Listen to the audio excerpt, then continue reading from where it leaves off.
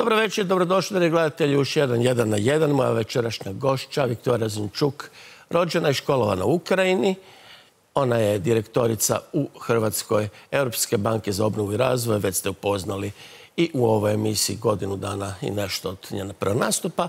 No kako je Ukrajinka, danas sam je pozvao da razgovaramo isključivo o pomoći Ukrajini i Ukrajincima koji dolaze ponajprije u Hrvatsku. No imamo i drugog gosta. U studiju u Baku je Heydar Mirza. Heydar Mirza je čovjek koji je na Humboldtu doktorirao sa tezom koja je presudna za razumijevanje pogleda na ove događaje iz perspektive Srednje Azije. On je ujedno i vojni analitičar, ratni izvjestitelj, tako da ima apsolutno potpuni pregled. Mogu kazati u njegovu korist još i to da je bio 9 godina u timu koji je bio savjetnički think tank predsjednika Azerbejdžana, tako da pozdravljamo i gospodina Heydara Mirzu u Baku. No, idemo prvo sa našom gošćom pa ćemo otići do Bakua. Dobro večer, dobrodošli. Vi dovoljno već razumijete hrvatski da nemamo nikakove naprave. Ja ću pitati na hrvatskom, vi to razumijete, a vi slobodno odgovarate engleski. Pa da vas ponajprije pitam nešto osobno. Vaša obitelj još uvijek u Ukrajini? Yes, my family is in Ukraine. My mother is in occupation. My father is in a city which is not occupied yet, and he sees the refugees fleeing Mariupol and other parts of Ukraine passing through his city on a daily basis. Ajmo od nekakve dijagnoze. Budući da ste vi svakodnevno i naravno udomili ste podosta izbjeglica i prognanih, ali svakodnevno ste sa prijateljima, sa znancima, sa rodbinom u kontaktu. Kakva je humanitarna situacija u samoj Ukrajini? Well, the situation is, as you can see it on the screens, but the real situation depends very much where people are. And we cannot just generalize. We cannot say that the situation in Mariupol, which is really disaster, and I understand that when Croatians are watching Mariupol, you remember Vukovar. The situation down there is disastrous. In some other parts of Ukraine, it's a little bit better. Humanitarian aid is getting through, not everywhere, not to everyone, but you can buy in many places food, you can buy certain products. There are some parts that are missing, but as far as the housing of those refugees that are now on the border in Ukraine, on the Ukrainian side, it's getting worse and worse. People don't want to leave. They're scared to cross the border. They live in very cramped conditions. There is no space at all. And it's really not clear how this will evolve going forward. Kažite mi, kako mislite da bi se, ako bi se uopće moglo odavde pomagati, ne sad, razgovarat ćemo većinu emisije o, kažem, ljudima koji dolaze u Hrvatsku, ali, znate, kad se tako nešto desi, onda nastane neka užurbanost, nastane gotovo čak i tu i tamo početna histerija, što je razumljivo. Ljudi, Hrvati su sve i sva, ali jednu veliku vrlinu imaju i jest da su solidarni. To ne samo zbog Domovinskog rata, to se ne može odreći ovdašnjim ljudima. Svi bi htjeli pomoći. Je li moguće nekako pomagati? Je li ti konvoji dolaze, je li ta pomoć dolazi do odredišta? It's been a month. It's been a month since the war started, and being here in Croatia, it's incredible because of all the countries that are at this point in time observing what is happening in Croatia, and of all the countries that are receiving refugees here, Croatia is the only country, the country that can understand what is really happening. So on one hand, I can see this incredible solidarity. Many people have been trying to do things, and in the first few days and first few weeks, people were saying, how can we help, where we can send money, where we can send blankets. Many people were sending things to the border, but then those who arrive at the border, they don't need any clothes, they don't need any blankets because they're moving on, and they actually don't want to carry anything with them. The humanitarian aid that arrived to Ukraine is being distributed, but there has been too much of certain things that has arrived, and I'm not talking about from Croatia generally. People sort of are sending convoys after convoys of certain goods, not all of them are relevant. So some second-hand clothes, for example, are relevant for those people who have left Mariupol with nothing to wear, but then by the time they get to the border, Ukrainians will actually provide for this. So there are certain things that are more relevant in the countries where people come. The food and drinks can be bought in Ukraine, so those who want to contribute to this type of things, it's better to send financial aid, and there are many organizations, there are many governmental sites that opened up. So from that perspective, I think this is probably the best people can do. There is still need for help of the individuals in the country. My team is, for example, supporting one gentleman, an incredible guy, who is a fitness instructor who has been evacuating hundreds of disabled children and disabled people every week. And as I was coming here to your show, he sent me a message saying, I don't know how to send my disabled friend who needs to be evacuated because there are no anymore free trains that need to go from Kiev to Warsaw or anywhere else. So somebody needs to pay for it. So help like this is not necessarily always there, because unless there is a specific humanitarian organization that is looking after certain categories of people, and those, the most vulnerable ones, are probably the ones that suffer the most. Idemo, gospođo Zinchuk, do Bakua, pa ćemo porazgovarati sa našim gostom, gospodinom Mirzom. Namjerno sam izabrao svog dobrog poznanika, kažem, prijatelja još iz berlinskih dana, gdje on bio na doktoratu, jer je to područje iz kojeg on gleda na stvari, područje koje se dosta često u tradicionalnoj geopolitici nazivalo Heartlandom. To je područje Srednje Azije, područje stanova, dakle, svih tih Turkmenistana, Uzbekistana i inih, područje sprem kojeg Turska ima aspiracija, Rusija ima aspiracija, a područje iz kojeg se na ovaj rat sasvim drugačije gleda nego što mi imamo pogled iz svog motrišta. Pa da ponajprije čujemo, dakle, kako gospodin Heydar Mirza kao vojni analitičar, i to na tamošnjoj državnoj televiziji, vidi tu ratnu situaciju i ukupno zbivanje od početka rata na ovamo. Thank you, Romano, and thank you, Mr. Zinchuk, for this opportunity, and all the best to the Ukrainian people, and our hearts are with Ukraine. Slava Giroy. Coming to the military issue, first of all, we can say that the war with Ukraine, if we analyze it from the Russian perspective, was lost after the 10th day or second week of the military operations. That was obvious. Because there was the first operational strategic pause, which lasted for a couple of days, several days, and they were in parallel. There were some negotiations or attempts, or they were behaving as if they're doing negotiations. And that was obvious that the Russians are, they don't know what to do, because the initial plan failed and there was no plan B, apparently. And at the moment, since the second and the third week of the war, even now, we are more or less observing the same situation. The problem was that initially, in the strategic phase, on the phase of the planning of the war, there were mistakes of the strategic intelligence character. First of all, I think that the Russian leadership, they didn't quite well understand what sort of country Ukraine is at the moment. And they made a lot of mistakes and thought that partially Ukraine may still be Ukraine of 2014, when initially the war started. But that was totally a different country, because even in this 6 years that passed ever since, the Ukrainian people passed a huge road, first of all, in terms of self-consciousness and readiness to full-scale conflict. This is the first. Basing on this mistake, the Russians did the second mistake on the lower level, and that was more of a military character. They, the task force, the strategic task force that they separated for this operation is ridiculously not enough. There are different numbers. They're talking about 100,000, 150,000, up to 200 to 150,000. But even if it's, let's say, 300,000 of personnel there, this is ridiculously not enough to invade to Ukraine and to achieve the strategic goals that were declared on the second day of the operation by Mr. Peskov. And these strategic goals, it was like quasi-denazification, demilitarization, all those things. In fact, it means like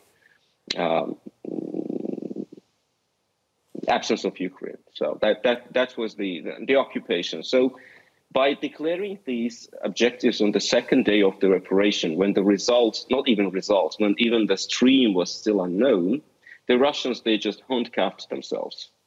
And any agreement, and on the later stages now, we see that their demands are a bit lower, a bit not the same like on the initial days. So which means that any agreement, even the worst for Ukraine, will be a first interim, and the second, it is by itself loss for the Russians. Coming to the reaction from the South Caucasus and Central Asia, the first thing we have to bear in mind is that this failure, this collapse of Russian military was unexpected. Not only, we understood that Ukraine is not an easy opponent for Russian forces. And since 2014, Ukrainian military, they've passed also a huge reform on multiple levels, including the military technical part of it. And by the way, Turkey is the major military partner for the moment. And anyway, still, even for experts, the Russian failure and the mistakes made on the strategic level were so obvious and so ridiculous that it was unexpected. So the number of post-Soviet states, including the South Caucasus, the Central Asia, they're passing at the moment through paradigmatic change, how to accept this new collapsed Russia and what to do with the Russian presence and interest in their region. Coming to the South Caucasus, I represent Azerbaijan, and you know that in 2020 there was a 44-day war in Karabakh when Azerbaijan, well, we can say that not totally, but we've almost solved our problem. There are still problems. There are uninvited peacekeepers, which are still there. And the problem is that the recent developments and it's still the contact line. There is still like the line of contact between Armenian separatists and Azerbaijani forces in some parts of the territories that are still occupied. There is some sort of incidents happening, and a couple of days ago, Azerbaijani forces, they made a little progress and they liberated 2 more villages and a height. And this was happening on the eyes of the Russian peacekeepers, but there was a very strong, corresponding conversation between militaries of Azerbaijan and Russia, and on the levels of the ministries of defense, there was a verbal shootout. So strange things are happening. So this is one of the examples. We can say, let's take another country. Let's take Central Asia, Kazakhstan. Very, very recently, just before the war in Ukraine, before invasion into Ukraine, something very strange happened in Kazakhstan. And I'm an expert with 20 years experience in the region, and I still have different ideas. So what it was a coup d'etat, it was an attempt for a coup d'etat, it was a Russian scenario, it was something else. But still what happened, Russian peacekeepers entered there, but then they suddenly left. There is a version that China made a pressure and Russians couldn't stay. And the initial scenario was that they were planning to stay in Kazakhstan. So these are the developments. And, many experts, at the moment, we can analyze the situation. I understand that the huge part of the problem is the humanitarian. Every day, every second, now we're talking, but the Ukrainian people are dying under bombs. And we can discuss geopolitical issues, but what the Ukrainians need at the moment extremely is arms, weapons, first of all. And the war has come to the stage when the Ukrainians have stopped the Russians, but for massive counterattack. You remember the Croatian Operation Oluja in 1995, in much bigger scale. For due to say, the Ukrainians need attack weapons of different character. I don't talk about only javelins and anti-tanks, anti-tank rockets. There are different other, as we call, offensive weapons. That's what they need. And the paradoxically is that at the moment, there is only one member of NATO who was behind Ukraine, not only during this war, but even before the war. The road that the Ukrainian military passed since 2014, to the huge bulk of that, those reforms in military technical part of them, they were done in cooperation with Turkish military industrial complex. That's why at the moment, we see in the Ukrainian skies the Bayraktar TB2 unmanned aerial vehicles, the same that was used in 2020 in 44-day war in Karabakh. Paradoxically, the European media at the moment, they're talking about the weapons that are arriving to Ukraine, but they tend to talk less about the weapons which Ukraine wants, but which are not sent. That's the problem. And being a military expert, I can tell you, when you write that there are 1,500 javelins sent, you know what it means? 1,500 javelin shots is 2 or 3 days of intensive fighting, not more. These are not the weapons by which you can liberate the country. You can defend yourself. You can stop the enemy. But you need more. Heydar, spojit ću dva pitanja u jedno. Hvala prvo na ovako iscrpnoj analizi i pogotovo na ovom završetku u kojem kao stručnjak naglašavaš, mi smo prijatelji pa mogu evo na ti, što je Ukrajini potrebno. No, kako se vidi iz Bakua, iz ovog programatskog govora Putina, u kojem govori o obnovi carističkog prostora Romanovih, dakle, ne više o nekakvom boljševičkom nasljeđu SSR-u i tako dalje, nego pred boljševičkom ozemlju Rusije, kako se vidi ta ambicija? Jer ta se ambicija tiče onda, vi ste stručnjak za područja regiju Kaspijskog mora i postsovjetski prostor, Južni Kavkaz i tako dalje, zapravo ekspert upravo za to područje, koje je također u interesu Putina i Rusije. No, tu se taj interes sudara sa interesom Turske. I sad, drugo pitanje koje sam to nadovezao logično, može li se proširiti sukob na istok upravo zbog tih silnica? Thank you. Very interesting questions. The first question, the problem of Ukraine is that they don't have the favorable position of Azerbaijan. What I mean is that Azerbaijan has Turkey.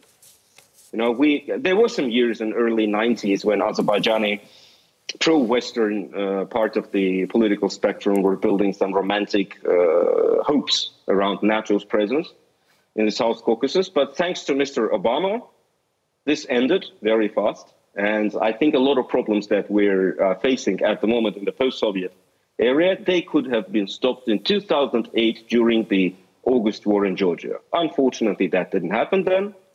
So we are having what we are having at the moment. From Baku perspective, we are in more or less comfortable position because first, we have done the tremendous part of the job in Karabakh. We have liberated a huge chunk of the territories, and the less is the issue of time. On the other side, we have been going stably, gradually, and we were taking our time. Ukrainians didn't have that context. On the other side, Azerbaijan is totally different political system. We have a pleasure of long-term stability. It's a different political culture. Ukraine, no one is better or worse. We're just different. So coming to Ukraine, in fact, I think Ukraine was getting ready to this war the only last 4 or 5 years, you can say. So if they had partners like Turkey, 10 years before, not 5 years before, because even with Turkey, Ukraine started their cooperation several years. The problem, on the other side, I argue with the people in Azerbaijan who say that Kiev made too many romantic hopes for NATO. I say, but they don't have anybody except NATO. They don't. Turkish-Azerbaijani relations are very specific. It's a very specific thing. You can't compare it with anyone else. So Ukraine had no other chance than just hope to NATO. The problem is that what NATO says is that we're ready to defend every square meter of our soil, but when it comes to Ukrainian, we're still not ready. It took many, many years of political circus and 1 month of explicit invasion to make even Germany to understand that they have to send weapons to Ukraine. So I think they're still not understanding. European community still doesn't understand what's happening. So that is what we think, and that is in the majority of the public opinion in Azerbaijan thinks. What in these countries are happening in Georgia and in Azerbaijan, in Armenia also, they're different different modus of relation to the conflict. In Azerbaijan, the problem is that we have these peacekeepers, quasi-peacekeepers, in Nagorno-Karabakh. On the other side, we have this declaration of allied cooperation with Russia. This is not an alliance declaration. This is a very strange paper, in fact, which was signed several weeks before Russian invasion to Ukraine. I think Kremlin was trying to secure their south flanks by that. But the image failure, the military failure, and the total disaster is so great that, you have to be really brave, and you have to be like a crazy person to come out and explicitly support Russian position and Russian imperialism. Look, today there were news that Russian Duma is going to accept, they're going to take a law, they're discussing a law decree that any Russian-speaking person who's living outside Russia, he's like part of the what they call Russian, or how they call соотечественники, compatriots. To nam je poznato iz ovih krajeva, Srbi svi svuda, srpski svet i tako dalje.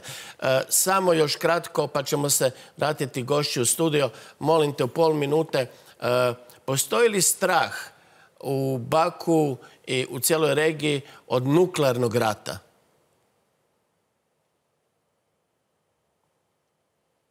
Yes. Yes, it is being more and more discussed because in the last month we have seen so many unexpected and crazy things that I think this can happen.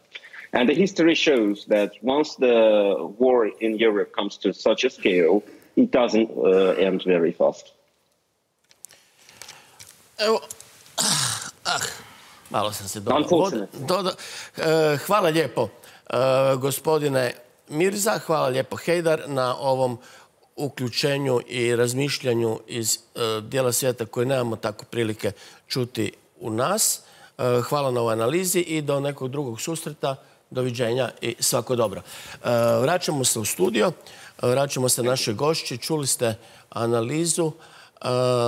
Idemo na ovaj dio koji sam spomenuo uvodno, koji se tiče pomoći izbjeglicama u Hrvatskoj.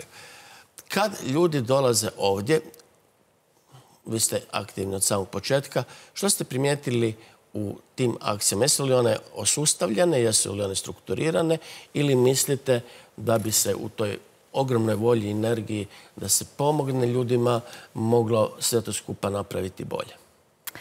Well, it's very hard to say what everyone needs to do better. I think each of us can do better, but we all have only the maximum capacity. And when we think about the government is trying to do its best. I don't think anybody was ready to really accept refugees. We have been hearing about the war in Ukraine for months now, potential war in Ukraine for months now. The reality was that nobody was ready. We can see now that registration of refugees works well. We can see that distribution of refugees across country is happening. I can tell you that there is not enough housing, not at all, and there will not be enough housing. So this will continue to be a major issue. This will be a question with regard to whether people will come here to stay or whether they will use Croatia as a transit country. And depending on the outcome of this solution, we are yet to see the outcomes. In terms of the question what people need, imagine, and I will give you a real-life situation. In the best-case scenario, and I'm talking about the real person who arrived to Croatia early enough, who was lucky enough to be given a flat by a very kind Croatian family that has received the 14 kilos of help from Red Cross, mainly canned food, some pasta, etc. This lady has 2 kids, 6- and 7-year-old kids. She needs to buy fresh food for these kids. She doesn't have fresh food if she does not spend money. So if she was lucky enough to come here with a little bit of cash in her pocket, she is spending quite a substantial amount of money per month before she can even think about getting a job. So on one hand, the government has made an admirable decision alongside EU to allow these people to work, because otherwise EU would collapse. On another hand, we need to be realistic. Until these people will start getting jobs, because we have just had less than a week ago the announcement how they will be getting jobs. It will take for some of them at least 2 weeks to get these green cards. It will take them at least another week or two or maybe more to find jobs, because it's not like you can just go and say, I'm available, give me the job, pay me upfront. So there will be this humanitarian crisis for the months to come, whereby individuals will continue to provide support to some people who are lucky enough to know those individuals, and the government is providing whatever help at this point in time Croatia can afford as well through their distribution centers, through their resettlement centers. Za očekivati je da će biti puno više ljudi koji su iz Ukrajine krenuli prema Hrvatskoj, jer ovo je sada u tisućama, ali su milioni, dakle, posrijedi. U jednom trenutku, recimo, samo za ilustraciju, u Crnoj Gori je bilo oko 7.000 već, a u Hrvatskoj je nekih 4. To ne stoga što mi nismo raspoloženi primiti Ukrajinca, nego, kažem, tek će vjerojatno val krenuti. Postoji li, dakle, dobro organiziran sustav prihvaćanja, jer ti ljudi moraju biti negdje smješteni? Postoji li primjerice dobro elaboriran način na koji se oni mogu orijentirati, da li recimo otići negdje prema moru, potražiti smještaj, da li kontinentalnoj Hrvatskoj postoje aplikacije koje to rješavaju? Well, there is a very good site that the government has put in place, but we have to look at the reality where these people live. A large proportion of these people live in their houses, weekendices, their rooms that are being given by Croatian population. Is this sustainable? No, it's definitely not sustainable. Can Croatia take more people like this? I don't think so, because there is a human factor. You open your doors to a family from Ukraine. And again, I have lots of real-life scenarios and lots of... Svi imamo yes, exactly. So, you know, somebody comes and then this somebody goes. You have invested your time, you have invested your effort. Sometimes your kids have bonded, and then these people leave. Do you want to get somebody else? Sometimes you do, sometimes you don't. What about this somebody else? Where do they go? Razgovarali se sa ukrajinske strane, ili recimo vi koji ste na takvim pozicijama, da ipak možete lakše doći do hrvatske vlade ili recimo do gospodina Božinovića, koji u Hrvatskoj zapravo sve rješava, koliko je operativno sposoban čovjek, ali da pustimo na stranu to i stožer i vladu i njegove djelatnosti. Dopirete li vi naprosto do ljudi koji to mogu sustavno organizirati? U smislu da se možda razmišlja o nekakvim hotelima, da se razmišlja, mislim, o zbrinjavanju obitelji. Jer mi imamo iskustva iz rata, kako se to radilo. Imate iskustvo s Petrinje, but as you say, razmišljamo. It's the same what we have heard about the way EU and other world powers are thinking. So, but every day, every minute, every 24 hours count. So it depends whether we are thinking or whether we are doing certain things. What I did in my role, because you've asked this question, on day 3 of the war, I have made the decision to come up with something that has never been done before, definitely not as far as the refugees' response is concerned, which I called Private Sector for Refugee Integration Initiative. And what it means that we need to call for private sector to step in, because government cannot resolve these problems. It's just impossible for the government to absorb hundreds of thousands, millions of people, whether it's in Croatia, whether this is in Poland, whether this is in any other country. People will either live in camps, refugee camps, and for now, at least there is no intention to keep these Ukrainian people in refugee camps. The intention is to give them jobs, to give them possibilities to have dignity, to recover their dignity after everything they have been through, because they deserve it. Most of these people are highly educated people. They have led comfortable lives like yours and mine. So they are in a situation whereby they want to get their lives back. So in this context, private sector can provide an answer. In Croatia, you have the hotel industry that is desperately in need of workforce. We're a little bit late, and nobody obviously planned the war, but the hotel industry will recruit most of their staff in 1.5 months from now. So Tu sad, oprostite što upadam u reč, tu sad dolazimo do nečeg što ste već dali ste hint i što je meni jako važno. Znate, Ukrajinci su ne samo ljudi koji su 452, mislim, kilometra od Vinkovaca, koliko je i Poreč od Vinkovaca, pa su zapravo nam već i tako bliski geografski, na svaki način, kulturom i tako dalje.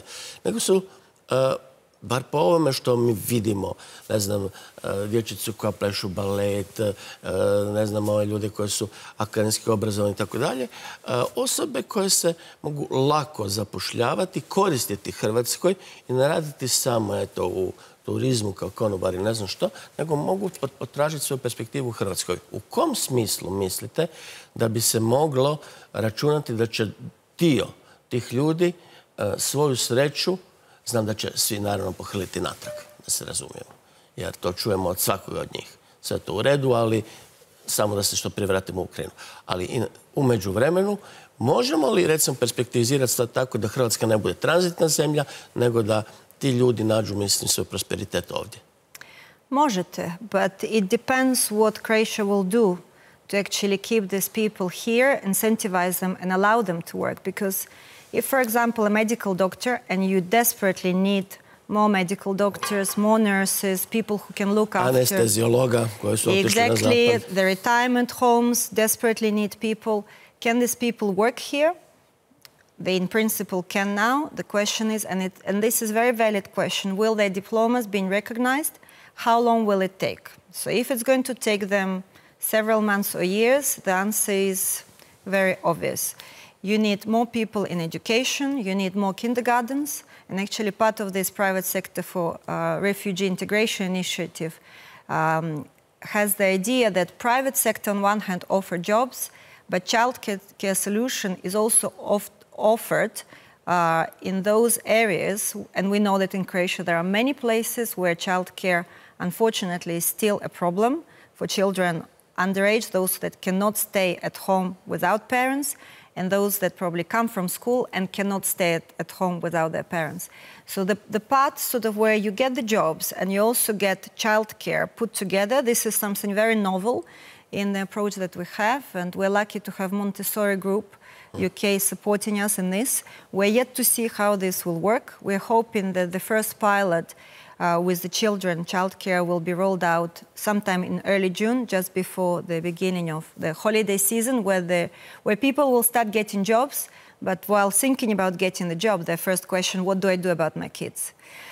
So this is one thing, but you need to then rethink, if you think about people of art, if you think about people, whether these are architects, whether these are designers, whether these are IT people who everybody wants to keep, even if they can get decent jobs here, can they find accommodation?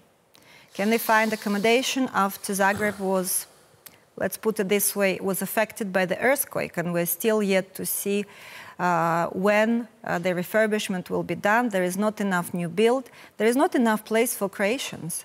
So the question is, this is an opportunity. Can these people stay here? I would love them to stay. They connect with Croatian culture incredibly well. To je sad posebno pitanje obrata ovog prethodnog. U kojoj mjeri se Ukrajinci lako ili teško integriraju u hrvatsko društvo? I read a book a few months ago, which was written by an American writer who has made his life here in Croatia. And he was talking about his experience while marrying a girl from Split. And a lot of things in that book, probably for Anglo-Saxon culture, were sort of surprising. And when I read that book, I was thinking, oh my God, now I understand why it's so easy for me to integrate.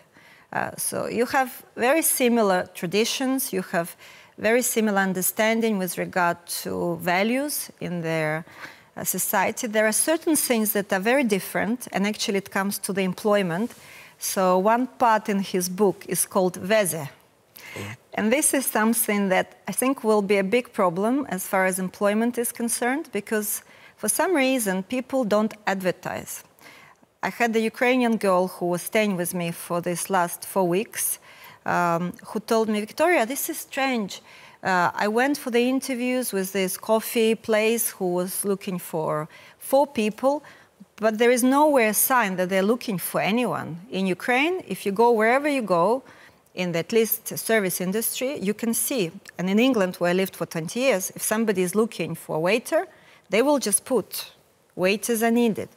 So there are certain things whereby we have differences.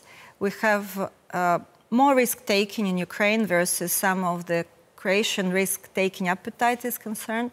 We're probably more outspoken as Ukrainians, but we blend really well in Croatia.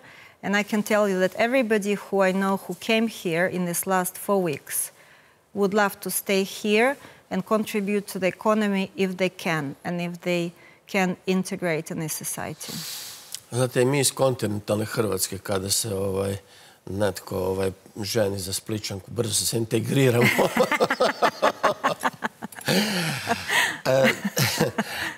Ovo zadnje što ste spomenuli, opet ste mi nabacili zapravo pitanje, jer Ukrajinci su pokazali od dolaska na ovamo da zapravo ne žele biti ni prognanici, ni izbjeglice. Ne žele, evo recimo, imati besplatan tramvaj, žele plaćati tramvaj. Žele na neki način, vrlo ponosni ljudi u ovom iskustvu koje imam, a imam na razne načine, kroz razne oblike susretanja, najkonkretnije da to ne ostane visiti, kroz Rotary, kroz St. Georg's Roden, kroz recimo takve društva kojima sam aktivan, kojima je misija pomaganje, karitativna. Dakle, susrećem puno ljudi, čujem puno priča i imam dovoljno iskustva da mogu kazati da su to naprosto ljudi koji isti čas žele pomoći i sebi i sredini i ne osjetiti se drugorazrednim građanom. Žele jednostavno biti naprosto punopravan sudionik društvenog života i na neki način, jasno, ne sad uzvratiti, ali jasno ne zlorabiti gostoprimstvo, ajmo to tako kazati. Na koji način uklopiti te ljude u društvo kad već eto sami nude, mislim, sve svoje kvalitete usluge, ili mislite da će se ipak desiti da se većina njih odluči za život u Njemačkoj, Skandinaviji i tako dalje, jer znate kako to ide, mislim, kad su isto tako izbjeglice iz Sirije prolaze kroz Hrvatsku, u intervjuima su najčešće govorili Hrvatska je samo tranzitna zemlja. Well, I've read recently an interview with somebody from Ireland representing the government of Ireland who said this refugee crisis is a different crisis. We're talking about people from our neighborhood, and where is Ireland and where is Ukraine? So why did they say this? Of course, partially because Ukraine wanted to be part of the EU. It's a European country. Whether it could be as a result of this war or not, we're yet to see. But the difference really here is that Europe from day one recognized that Ukraine has highly qualified workforce that can contribute to Europe. We have looked in the past at the demographic challenges, not just in Croatia, but in Europe as well, the shortage of labor in different sectors. So it's not just one sector that is really lacking in the workforce. And it's still, until we move into full robotics and until people are no longer relevant in order to produce economic output for the society, this will continue to be relevant. So how to make sure that people stay here? It depends really on the strategy of Croatia.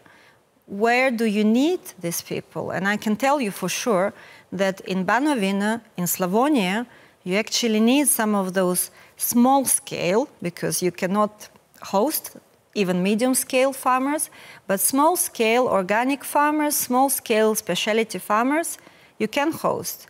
Are you attracting them now? Who is doing this work? This is the question mark. And this goes like this in every sector whereby somebody would like to bring this workforce here and keep them here. And I think it's not going to be the discussion that will be just, you know, one day or 1 week. It will be ongoing discussion.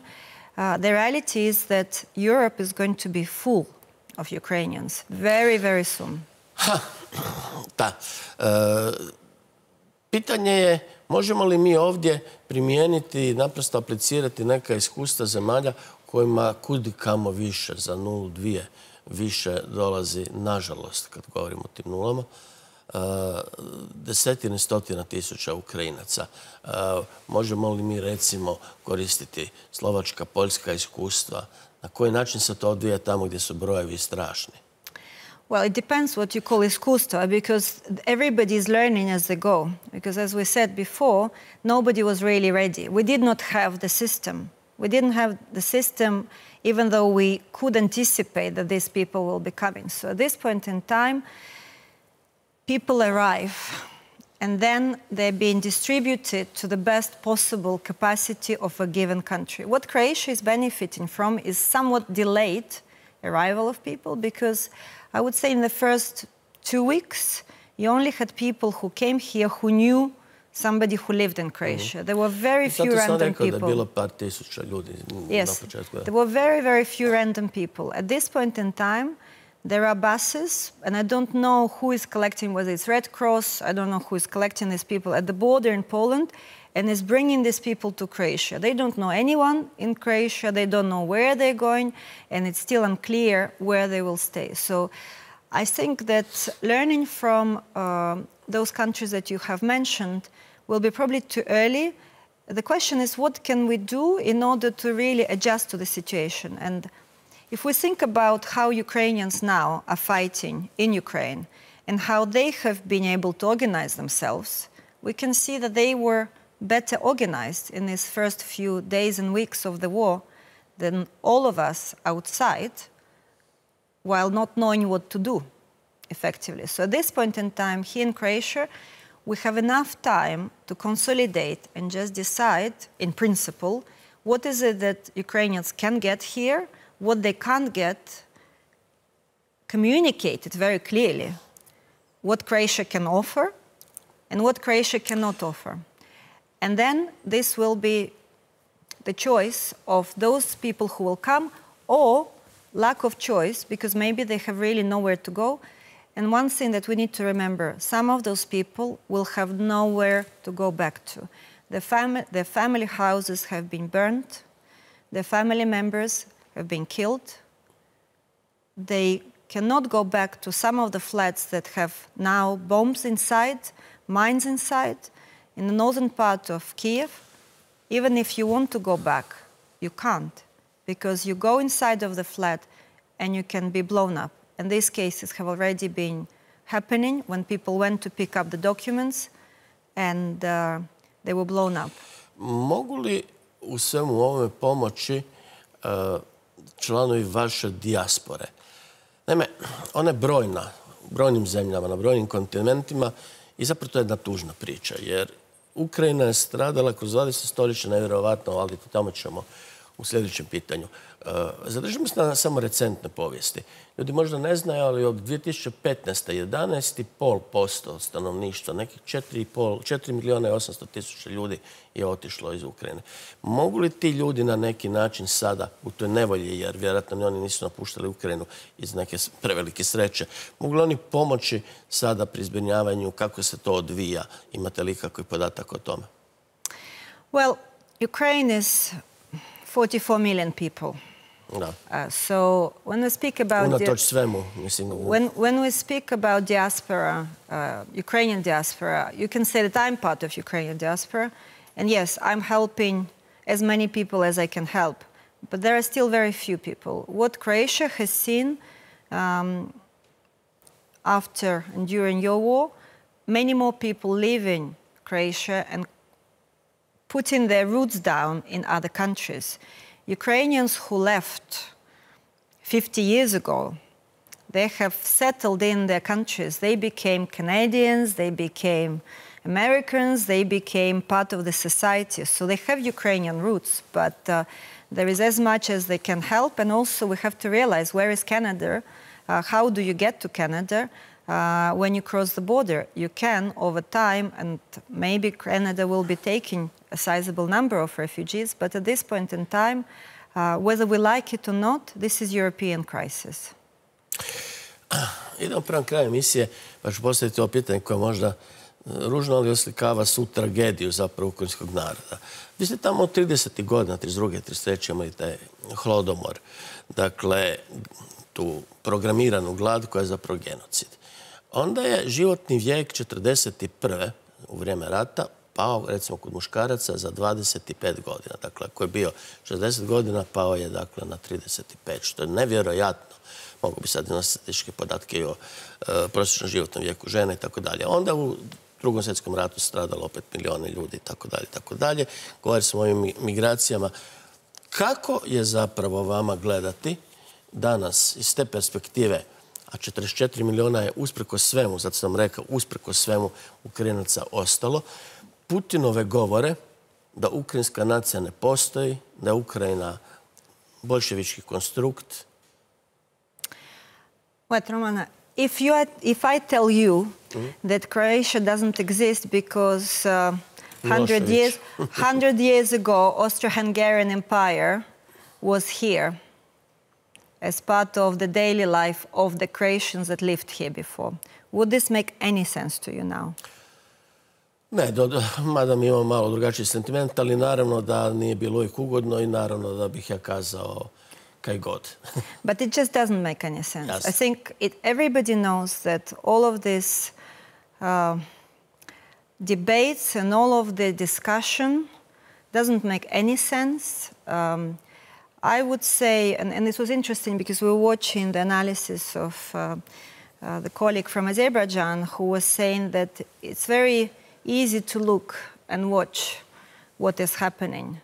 But if it is your wife that is being raped, if it is your teenage daughter that has been raped and then cut into pieces and put in a rubbish bin, if it's your son that is being killed in front of you, and you as a grandmother cannot go and collect the pieces from his body that is laying down in front of a huge block of flats, how would you feel? And this is what I think the world leaders who are still watching and thinking that it's happening or not happening don't understand, because we kind of think, okay, there is 100 people who have lost their lives. We're talking about 5,000 people in Mariupol alone. We're talking about the numbers. We're not talking about people's lives. So whatever Putin is saying, we know what it means. You know what it means better than I do. Vidite li tome, tu smo na samom kraju, ikakvog razumnog rješenja i kraja? Barem skoro. Ili će Ukrajina ostati nekako krvareća rana na tkivu Evrope? Jer se i to može desiti. We don't talk about the fact that Ukraine has been in this war since 2014. It's been 8 years since Ukraine has been in the war. More than 14,000 people died in that war. This current war is uglier. It's more in our face. And we can see that anything else, all of the weapons that have never been tested before are now tested in Ukraine. We can see that the nuclear disaster, whether intentional or not intentional, unfortunately can happen. And none of us can actually anticipate how and when. So the longer we sit and wait and watch, the harder it's going to be to forecast if and when and how this will end. Ja vam želim prvo da svi vaši budu živo i zdravo i da prežive ovaj rat. Želim vam da se svi Ukrajinci što prije vrate u svoju zemlju i da se sve to skupa riješi. Pa, ne može se kazati dobro jer već za sad nije dobro nakon svih tih žrtava, ali što prije barem. Da žrtave ne bude. Hvala vam lijepo na vašem vremenu, hvala što ste bili moja gošća i svako dobro. Thank you. Hvala vama, dragi gledatelji, što ste bili sa nama. Gledajte nas naravno i sljedeće srijede. Do tada, doviđenja.